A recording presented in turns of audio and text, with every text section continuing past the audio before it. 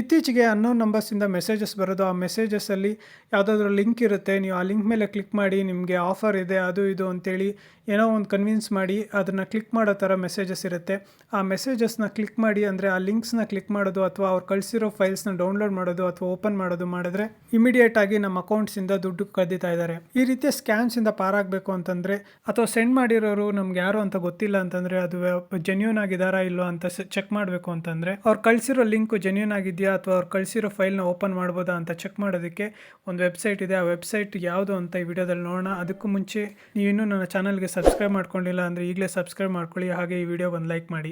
Last week ನನಗೆ ಒಂದು ಅನ್ನೋ ನಂಬರಿಂದ ಒಂದು ಮೆಸೇಜ್ ಬರುತ್ತೆ.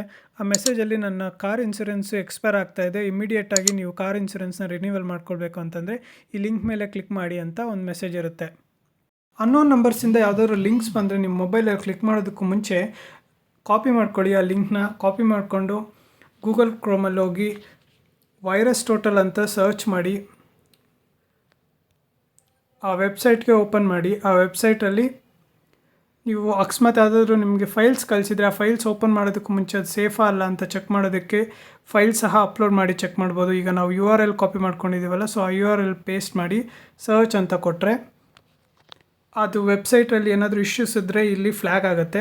ಸೊ ಆ ಲಿಂಕಲ್ಲಿ ಏನೂ ಇಶ್ಯೂಸ್ ಇಲ್ಲ ಅಂತೇಳಿ ಕ್ಲೀನ್ ಆಗಿದೆ ಅಂತೇಳ್ಬಿಟ್ಟು ಇಲ್ಲಿ no security vendors flagged for this URL ಅಂತ ತೋರಿಸ್ತಾ ಇದೆ.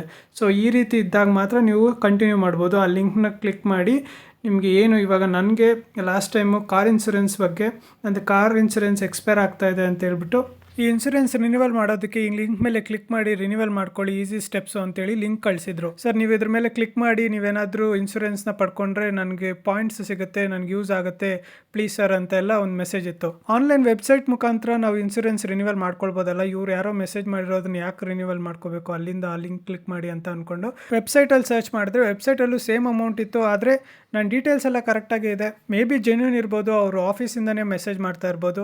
ಸೊ ಅವ್ರು ಕರೆಕ್ಟಾಗೇ ಇದ್ದಾರೆ ಅನಿಸುತ್ತೆ. ಆಮೇಲೆ ರಿಕ್ವೆಸ್ಟ್ ಮಾಡ್ಕೊಳ್ತಾ ಇದ್ದಾರೆ, ಅವ್ರಿಗೇನೋ ಎಂಪ್ಲಾಯ್ಮೆಂಟ್ಗೆ ಯೂಸ್ ಆಗುತ್ತೆ, ಅವ್ರಿಗೆ ಪಾಯಿಂಟ್ಸ್ ಬರುತ್ತೆ ಅಂತ. ಸೊ ಇದರಿಂದನೇ ಮಾಡ್ಕೊಳ್ಳೋಣ ಬಿಡೋ ಅಂತ ಯೋಚನೆ ಮಾಡಿದೆ. ಸೊ ಹಂಗೆ ಯೋಚನೆ ಮಾಡಿದ ತಕ್ಷಣ ಈ ಥರನೇ ಎಮೋಷ್ನಲ್ ಆಗಿ ಸ್ಕ್ಯಾಮರ್ಸು ನಿಮಗೆ ಟಾರ್ಗೆಟ್ ಮಾಡ್ತಾರೆ.